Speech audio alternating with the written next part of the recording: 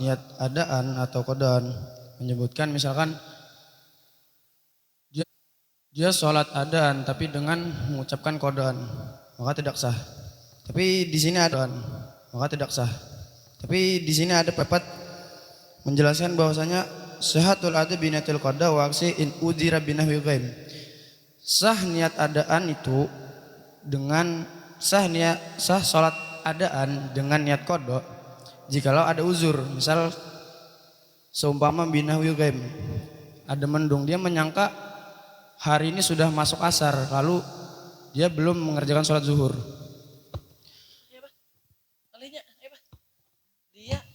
Dia menyangka hari sudah memasuki waktu asar padahal sebenarnya belum keluar waktu zuhur. Karena dia menyangka seperti itu maka dia meniatkan sholat zuhur tadi qadaan. Oh, dia menyangka sudah keluar waktu zuhur. Ya. Masalah akhirnya dia niat qada zuhur padahal masih dalam waktu waktu zuhur. Maka kalau seperti itu permasalahannya maka tetap sah walaupun dia menyebutkan di situ qadaan. Terus ada juga faedah tentang itu sebenarnya kurang lengkap. Bacanya kurang lengkap itu. Iya.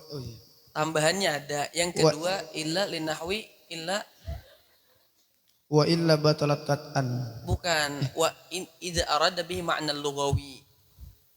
Kan niat ada dengan sembahyang qada niat ada kada sah. Begitu sebaliknya kecuali karena dua alasan sebenarnya. Yang pertama karena ghaib apa tadi? Mendung. Yang kedua in arada ma'na lughawi. Jika lo menginginkan ma'na lughawi. Tahu ma'na lughawi enggak? Karena adaan itu artinya menunaikan, qadaan juga artinya menunaikan. Jikalau dia menyebutkan adaan atau qadaan ini bukan menentukan soal ada atau qada, tapi maksudnya adalah menunaikan. Yang diinginkan adalah makna lughawi. Maka kada apa-apa tak salah-salah. Ada enggak di situ? Ada cuman ta'alik dari faedah yang itu ada. Terus apa faedah selanjutnya?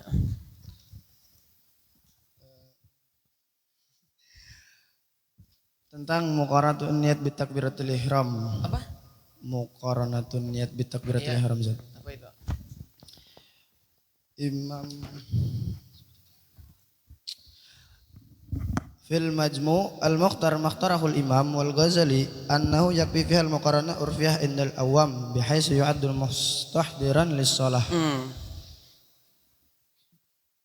Dalam kitab Majmu' Imam Haramain dan Imam Ghazali beliau memilih pendapat bahwasanya cukup dalam orang berniat itu membarengkan niat tersebut secara urfiah saja, secara kebiasaan orang normal.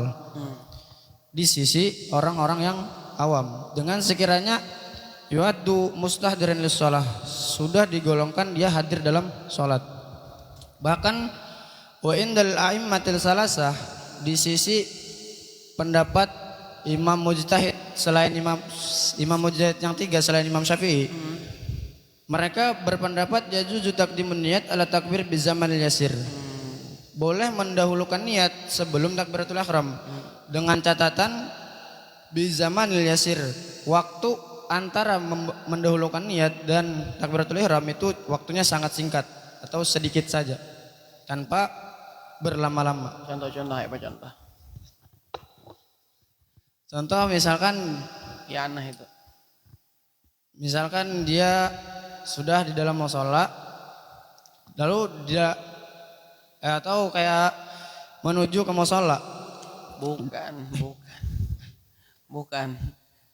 Coba ulang kalimatnya. Ya juzu takdimun niyah. Ya juzu takdimun niyah ala takbiri bi zamanil yasir. Boleh boleh berniat sebelum takbiratul ihram.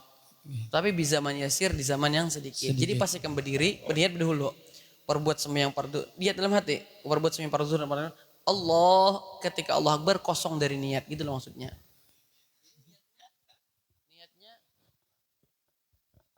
Jadi niatnya dicantumkan bukan pas ketika Allah Akbar, tapi qoblat sebelum takbir, tapi bizamanin yasir. Artinya mungkin setelah berniat, mungkin bernapas 2 kali, Allahu Akbar. Walaupun Allahu Akbarnya kosong dari niat kada apa-apa. Jadi boleh coba ulang kalimatnya, bagus tuh faedah. Coba. Yajuzu takdibun niat ala takbir bi zamanil yasir. Nah, coba artikan. Boleh bagi seseorang tersebut untuk mendahulukan niat sebelum dia bertakbiratul ihram dengan catatan bi zamanil yasir. Dengan catatan yaitu waktunya sangat sedikit. Ya artinya jangan pas bangun guring langsung niat sembahyang. Nanti akhirnya pas main juara hanya kada berniatan lagi sudah. Ini zaman kan ada zaman yasir namanya, paham ya, zaman tawil ini. Kira-kira begitu. La kulli hal.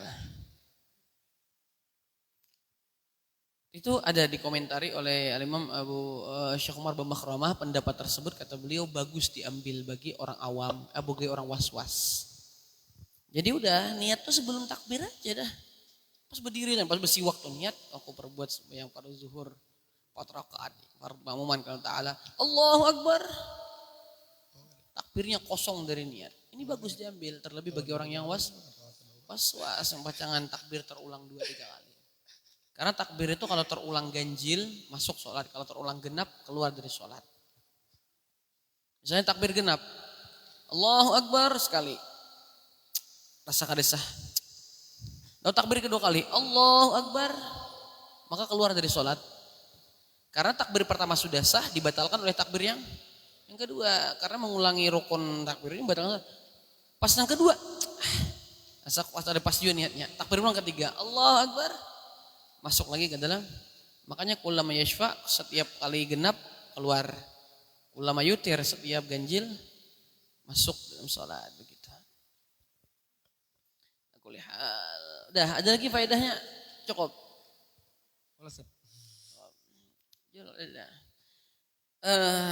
Kayaknya saatnya udah kita bongkar masalah niat ini ya. Kita bongkar masalahnya. Ini begini. Sebenarnya niat itu endal fuqaha menurut ahli fikih bukan mengucapkan kalimat usolli fardul maghribi salah sarakaatin mustaqbil qadi fardan imaman lillahi ta'ala. Bukan itu. Niat itu harus ada 2 perkara. Saya terangkan dulu nih. Yang pertama ada harus muqaranatul hakiki berbarengan secara nyata. Muqaranah artinya berbarengan al-hakiki secara nyata. Yang kedua ada istihdarul hakiki menghadirkan secara nyata. 2 perkara ini harus ada di dalam niat. Apa itu muqaranatul hakiki? Apa itu istihdar hakiki? Istihdar hakiki tadi. Istihdar artinya menghadirkan secara nyata, artinya bujur-bujur sembahyang dari takbir sampai salam, rukun 13 puting itu harus terhadirkan fi zihni, ada di akalnya. Dalam waktu singkat Allahu Akbar. Jadi kalimat Allahu Akbar tergambarkan, terhadirkan di dalam dirinya 13 rukun salat dari takbir sampai salam. Itu disebut istihdar hakiki, benar-benar menghadirkan. Terus yang kedua Pak, muqaranatul haqi berbarengan secara nyata. Berbareng artinya bujur-bujur. Ketika kalimat Allah maka sudah mulai menghadirkan apa? Takbir, ruku, i'tidal. Dan ketika hu akbar, pasbar harus juga yang dihadirkan adalah salam. Jadi memulai takbir harus juga terhadirkan memulai sembahyang. Kalau selesai takbir, maka harus selesai juga penghadirannya tentang salam. Kalau penghadiran nggak tengah-tengah atau berdahulu selesainya, kada muqaranatul hakiki namanya. Lalu kata Imam Ghazali, Imam Haramain, ini berat bagi orang. Jangan angka ini orang hakut sembahyang aja, alhamdulillah sudah. Lalu Imam Haramain dan Imam Ghazali mempermudah. Kada usah hakiki, urfi. Sekadarnya aja gini. Gimana urfi? Pertama istihdar apakah harus menghadirkan secara kasung kada? Sabuting 2 rukun gini kamu terhadirkan cukup sudah. Jadi ketika kamu takbir, kamu teringat kamu sedang keinginan untuk ruku, keinginan untuk sujud. 1 aja dari 13 rukun maka sudah cukup.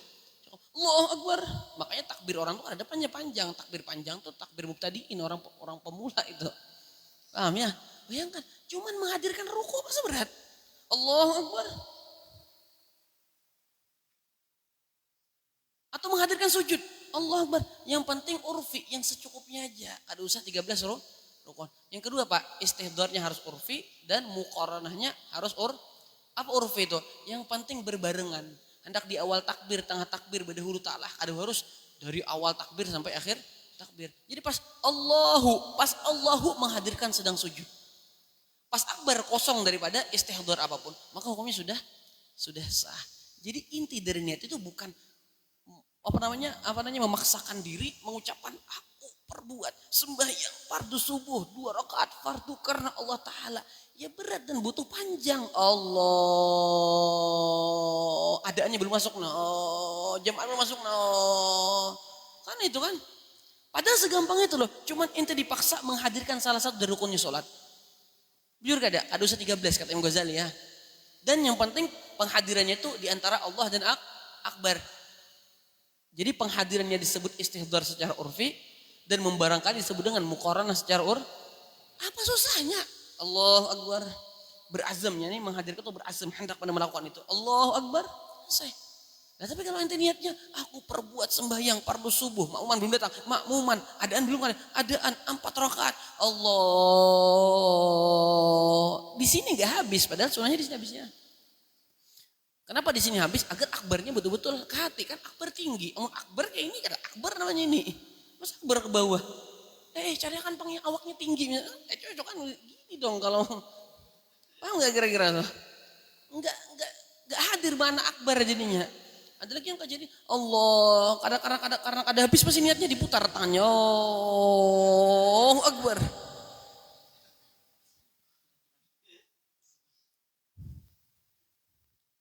Paham nggak tuh kira-kira tuh? Makanya dikatakan terus Ustaz yang kita diajarkan dari ibtida dari apa namanya safinah ada niat harus ada kalimat usolli fardhu subhi ta'ala. Itu kayak apa? Itu lil mubtadiin bagi pemula. Karena kalau kelas 1 2 langsung dibahasakan tentang istihdhar dan muqaranah secara urfi hakiki, nganga buahnya tuh paham ya? Enggak paham. Tapi kalau sudah level sekarang insyaallah paham begitu. Makanya kalau lihat takbir-takbirnya mereka paham, Allahu Akbar. Biasa itu aib banget kalau takbir Allah pagi Allah.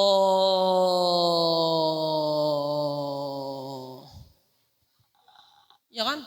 Sampai ketemu di Ustadz saya ketemu di Pasuruan kata dia bercerita waktu beliau membahas tentang ini tentang istihdhar urfi dan muqaran urfi.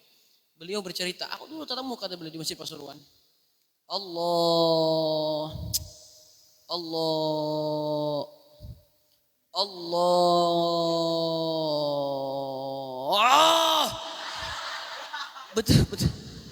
betulan begitu demi Allah begitu kisahnya. Mungkin kesal banget gitu kata-kata usolli fardhu subuhnya nih kadang muncul-muncul di hati. Lillahi ta'ala. Wah.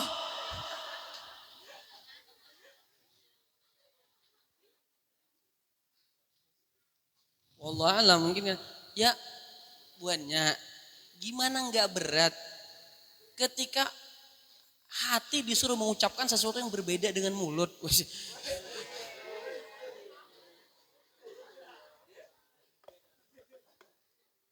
Ya berat dong. Paling enak tuh yang selaras gitu, yang diucapkan selaras. Mulut disuruh mengucapkan Allahu Akbar, hati disuruh mengucapkan usolli fardu subhi rakaat ini fardan. Ya berat ketika berbeda. Nyata sama gitu. Paham ya? Jadi intinya muqarrar istihdhar apa? Menghadiri atau azam enggak? Keinginan untuk mengerjakan itu, ya paham ya? Jadi ketika sembahyang keinginan untuk 13 rukun kalau yang hakiki terlalu berat. Keinginan untuk mengerjakan ini takbir di antara satu ruku dan sujud. Cukup sudah ada azam. Makanya anak membuka sampai kitab Tazkirun Nas lebih hebat lagi pendapatnya. Jadi gini. Intinya niat apa? Hendak untuk sembahyang kan? Dikatakan wa idza qumta ila shalah wa dakhalta ila shaf wa qadita wa nataqta bil kalimah bila hasan Allah akbar. Alaysat haziniyah. Lah kan bambu kana baudu, tulak kamu sholat, duduk di sof, kemudian bersiwak. Lah itu apa? Alaysat hazini ya. Dari tadi sudah di sini loh, hendak sembahyang tuh di sini. Sehingga takbir kosong, nggak ada masalah. Ikam hendak bemukana tuh hendak main ton kah? Hendak main volley kah? Istihdor sholat sudah ada dari mulai kan bangun guring loh, sudah ada istihdor, keinginan istihdor menghadirkan untuk sembahyang tuh. Ikan bangun guring sudah tergambarkan. Allah tahu dan hendak apa nih? Pacang berdiri di sholat, pacang sembahyang, pacang menjaga 3 rukun. Pas kecuali kalau jujur lalai lah, dasar apa mengantuk banget atau pasang mukana. Ini pasang mukana pasti dah tergambar sudah rukun-rukun sholat itu dalam sembahyang. Sehingga masuk ke sholat lagi berduduk di belakang imam, itu berarti jadi makmum. Udah kata-kata makmumannya tergambarkan dari berdirinya tadi itu. Perlu lagi niat makmuman. Itu. Tahu nggak kira-kira? Bersiwak, apalagi kul a'udzu birabbin nas, karena tarfa'ul waswas dia ketika sembahyang. Berarti enak sembahyang nih. Rabbi ja'alni muqimas shalah, supaya anak kira sembahyang. Allahu Akbar. Ada apa lagi, kenapa? Dari tadi. Jadi Allahu Akbar itu jelas benar hendak sembahyang dah. Makanya sampai was-was bingung dah. Makanya nih penutup sebagai penutup ya, sebagai penutup. Kalau Imam Ghazali setelah tahu ya hakikatnya niat, apa kata Imam Ghazali? Pasti cocok anda Pak. An-niyatu sahlun fil ibadah. Niat itu adalah gampang dalam ibadah. Innama yata'assaru bisababil jahli bihaqikatin niyah. Hanya saja sulit itu niat karena jahli, tidak tahu bihaqikatin niat dengan sebenar-benarnya niat itu apa. Kamu sudah tahu? Gampang, Allahu Akbar. Mengantuk bener lah. Ini pikiran melayang mana-mana. Allah berkata berisi lalu Allah Akbarnya baru loh begitu. Syahadat. Jadi gampang sekali ya, kalau anak. mungkin sama seperti hendak ke pasar lah. Nah, Hendak ya, ke pasar kira-kira itu begitu. macam-macam Ya, sudah anak di pasar. pikirannya lah. Anak nukar ini, anak nukar itu. Nah itu. ya. Bau jintingan sudah. Ya. Membawa duit. Gak usah lagi dapat niat deh itu. Dari indikasinya udah kelihatan deh itu.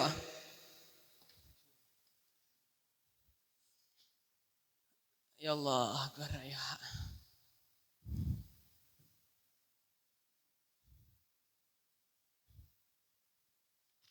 Sebentar aja gitu ya. Cukup ya, ada pertanyaan mungkin ya.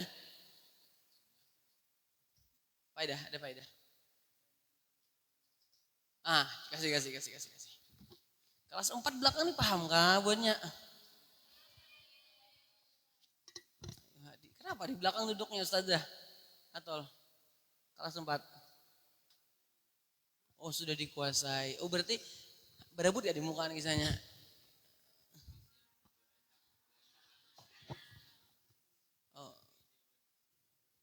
Ya andak juga mulai maghrib iku andak kalau sama di sini. Insya Allah karena dia mendahului. Istiqomah. Tapi kan ada pahala lain mendahulukan orang gitu ya kalian. Kasihan kelas 4 mana sudah pemula kada pahamnya. Ya mengalah lah begitu tuh maksud Ustaz. Ya, faidah. Bismillahirrahmanirrahim. Wa qala Sayyidul Jalil Ahmad bin Abi Hawari syakautu ila Abi Sulaiman ad-Darani radhiyallahu anhu al-waswasata. Pernah satu saat Imam Ahmad al-Hawari mengadu kepada guru beliau, kepada Abi Sulaiman ad-Darani tentang waswasnya beliau ini dalam niat salat. Fa qala idza aratta an yankata anka fafrah fa idza farahta bihi in qata anka fa innahu laisa syai'un abghadu ila syaitani min sururil mu'min fa idza idgamamta bihi zadaka. Kata Imam Abi Sulaiman ad-Darani, apabila engkau ingin memutus akan was-was tersebut maka gembiralah oleh engkau. Bergembiralah oleh engkau. Maka apabila engkau bergembira ketika datangnya was-was tersebut, insya Allah kata beliau was-was tersebut akan hilang daripada dirimu. Karena alasannya di sini disebutkan bahwasanya tidak ada sesuatu yang lebih syaitan benci daripada selain senangnya seorang mukmin. Tapi apabila seorang mukmin itu semakin gelisah atau semakin sumpek ketika datangnya was-was, maka syaitan itu zadaka menambahkan was-was tersebut kepada dirimu. Terus ditambahkan juga oleh Imam Muhyiddin An-Nawawi, kata beliau, inna ma yubtala bihi min kamal imanih fa innal lisa la yaqsudu baitan kharaban.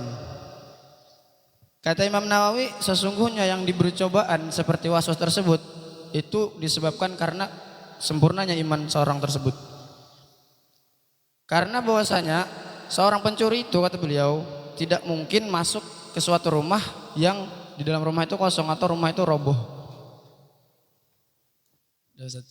Jadi gini intinya begini yang disampaikannya, adanya was-was itu bagus sebenarnya. Asal jangan dituruti ya. Karena was-was itu menunjukkan kesempurnaan iman seseorang. Was-was itu menunjukkan kalau rumah orang tuh ada barang berharga sehingga setan berusaha masuk ke dalam rumah tersebut. Kalau rumahnya ada barang berharga, setan enggak bergairah mau masuk.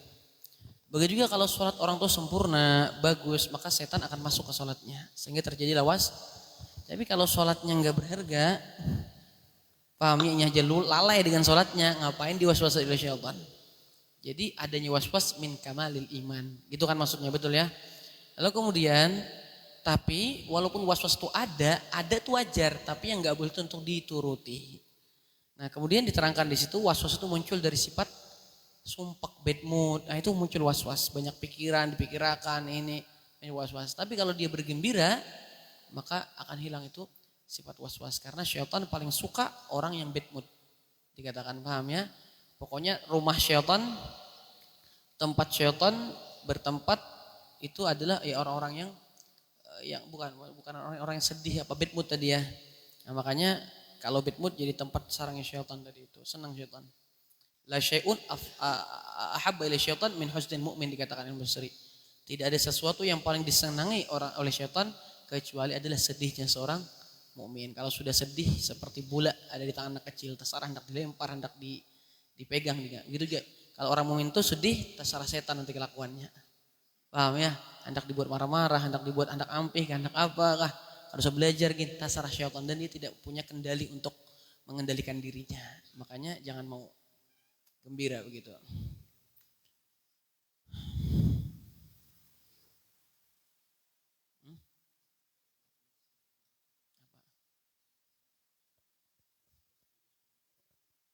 Iya, wajar, waswas dari sumpah.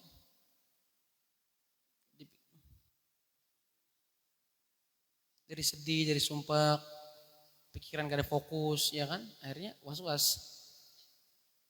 Gitu maksudnya. Hakaza. Nah, apa ya, was-was ini terlalu effort dalam sesuatu gitu, nah, kayak bersih-bersih. Oh tak getuk lantai aja, oh tajis pulang, tapas pulang bajunya misalnya. Oh tadi begini, ya pulang, terlalu effort lah.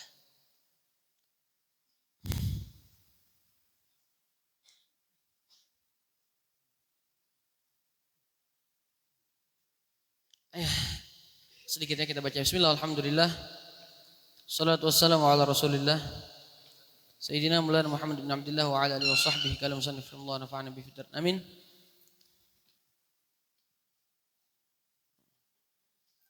Wa qala radhiyallahu an al-hikmah rabbi wa sab'un, hikmah yang ke-74. Az-zikru lillah maghnatisul qulub. Zikir kepada Allah itu menjadi magnet bagi hati. Maksudnya magnet apa Ustadz? Magnet itu kan menarik ya. Begitu juga hati itu akan tertarik dengan zikir dari hal yang lalai menjadi ingat kepada Allah. Dari dunia, lalai dengan dunia menjadi orang ingat dengan akhirat. Jadi orang yang pecandu maksiat menjadi orang yang mulai tertarik untuk berbuat taat itu gara-gara zikir kepada Allah. Makanya zikir dikatakan maghnatisul qulub.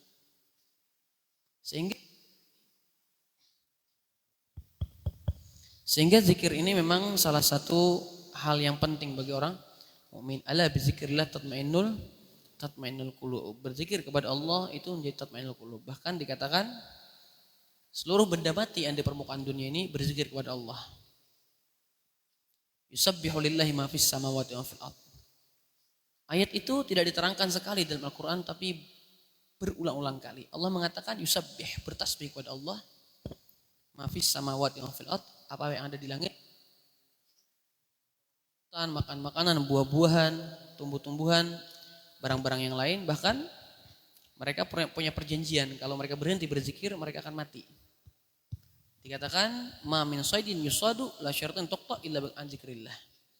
Tidaklah pohon-pohon itu dipotong, tumbang, ditebang kecuali penyebabnya karena dia mulai lalai berzikir kepada Allah. Rumput-rumput itu mulai dipotong, ditebas itu karena dia mulai inqadha, berhenti tasbihnya kepada Allah Subhanahu wa taala. Jadi memang berzikir ini adalah amalan orang ada yang seluruh di permukaan dunia.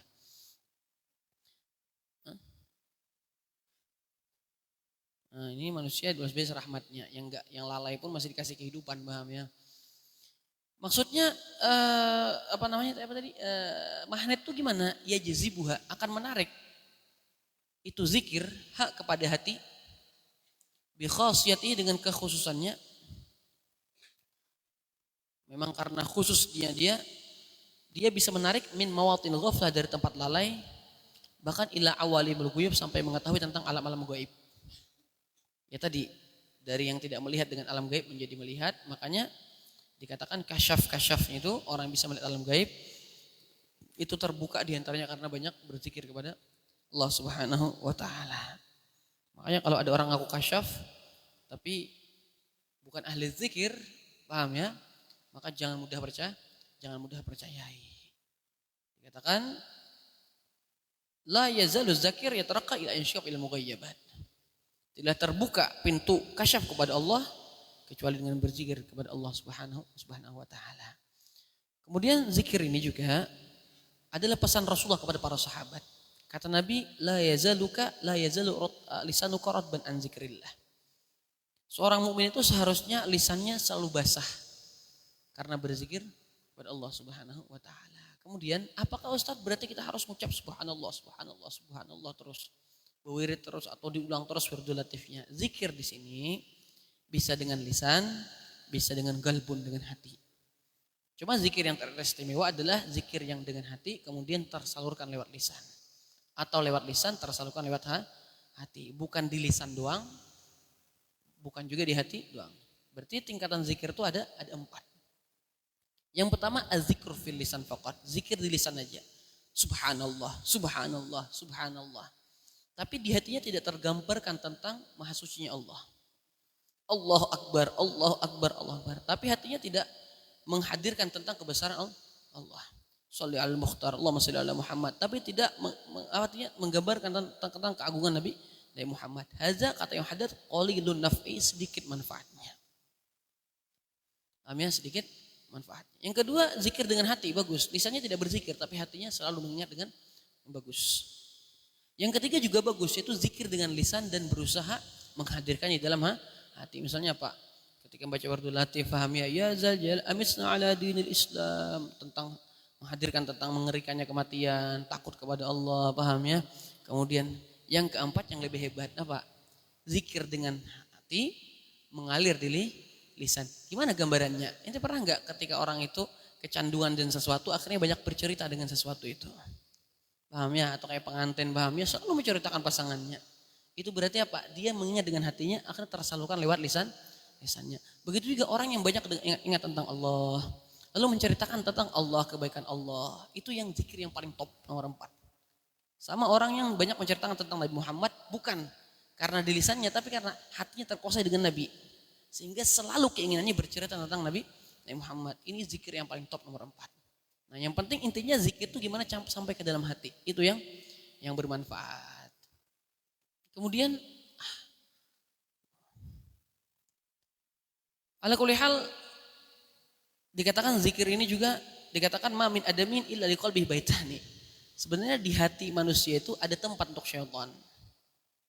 Dan syaitan akan mengisi dengan tempatnya kalau tidak berzikir kepada Allah Subhanahu wa taala. Begitu. Jadi hendaknya diusir, dimati begitu syaitan. Jadi diceritakan ada dua syaitan bertemu. Nah, yang satu kurus, yang satu gemuk. Yang gemuk tanya yang kurus, yang gemuk tanya yang kurus. Kenapa kamu kurus? Iya, saya membarengi seorang yang soleh.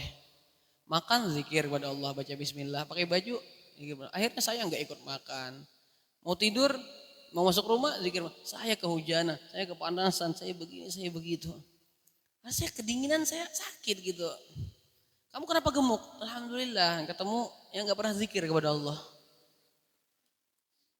Makan nggak zikir, ini nggak zikir. Waktu berzikir pun pandiran, paham ya? Ngobrol dan yang lainnya. Akhirnya aku menguasai dengan dirinya. Aku makan, aku minum, aku punya tempat. Akhirnya makmur aku ada di dalam dirinya. Dan sebenarnya itu perjanjian Allah dengan syaitan. Paham ya? Di juz 15 itu kan dikatakan, paham ya? Wasyarikum fil auladi fil amwali wal auladi wa'idhum. Kata Allah berkata kepada iblis dan syaitan, silahkan barengi anak manusia fil amwal, di harta mereka, pas makan, pas minum, pas pakaian, pas pakai baju, wal aulad, ketika datangi istrinya. Datangi, barengi. Kalau enggak bismillah maka dia merasakan kelezatannya. Paham ya? Akhirnya makmur syaitannya, dapat kelezatan makan, minum, jima dan yang lainnya, dapat kelezatannya. Ala kulli hal.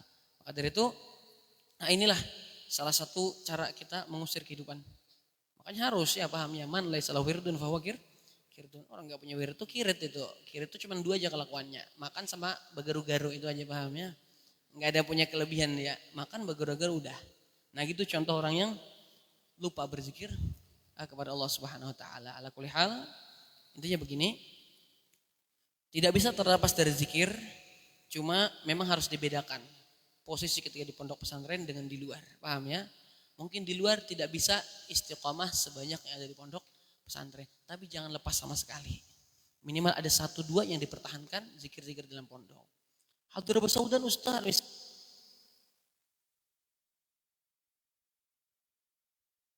Paham nih Gam? Paham ya? Oh andaknya ini Ustaz. Ya beberapa yang inti bisa istiqomah, yang inti wirdul latif, ratibul haddad. Istiqomah kan? Paham ya? Ana burdah misalnya. Ana istiqomah kalau lupa baca surah. Istiqomah kan? Yang sekiranya gampang dan bisa istiqomah. Istiqomah pacang kadosa ada ide syariah warnanya hendak di rumah.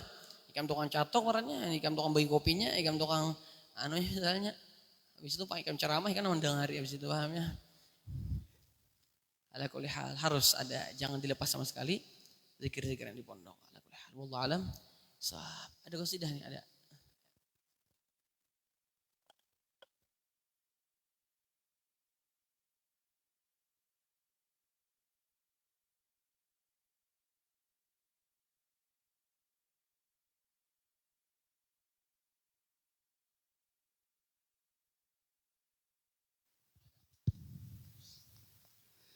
اللهم صل وسلم على سيدنا محمد وعلى آل سيدنا محمد عليك بتقوى الله في السر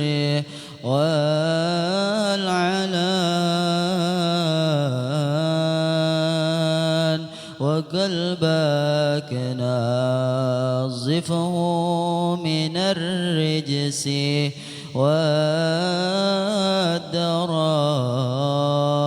والدران وخالف هوى النفس التي ليس قصدها سوى الجمع للدار التي حاشوها المحان واسحب ذوي المعروف والعلم والهدى وجنب ولا تسحب هديت من افتدى وإن طرد بالمقصوم عشت منعما وإن لم تكن ترضى به عشت في حزان فيا